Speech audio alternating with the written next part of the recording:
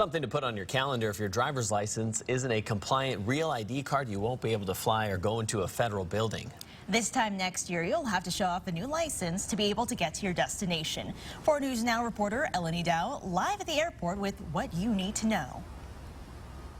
Thanks, Nia. Yes, October 1st, 2020 is a year from now, but like everything else, time will fly, so you need to make sure you're prepared before that time comes. Now, this isn't something new. Officials have been talking about this for quite some time now, and the Real ID Act has been passed in 2005. Here's what you need to know to get your enhanced driver's license. Here, you can see a rendering of what looks like a regular driver's license you might have now compared to the enhanced driver's license. The only difference you can see is the color at the top. But there's so much more. Many people don't recognize the fact that the Real ID Act was passed all the way back in 2005. The Washington State Department of Licensing says only about 900,000 of us in the state have a real ID. We want Washington to be prepared.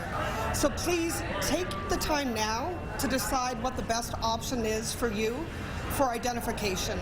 So what would you need in order to get a real ID? Make sure to bring documents that prove you're a U.S. citizen, another document to verify your identity, your social security number, and proof that you're a Washington resident. Real ID is intended to improve the reliability and the accuracy of driver's licenses and identification cards while inhibiting the ability of terrorists and other people who want to defraud the system from being able to do so. You don't necessarily need an enhanced ID to fly commercially next year. You can also use other forms of identification that meet the requirements. This includes a passport, military ID, trusted traveler cards, a tribal or a transportation worker ID. The last thing we want for passengers, obviously, is to be surprised when they show up next fall as they get ready to fly out of Spokane International Airport or any airport in our region. The enhanced driver's license does cost more than a regular one. It's $78 compared to $54, but it will be worth it when the time comes. The sooner that people take action, I think the better off everyone's going to be. Because if you don't have that real ID card or another valid form of ID, you could be out of a lot of money and time. Because we don't want anybody to wake up that morning 1 year from tomorrow and say they haven't heard about this.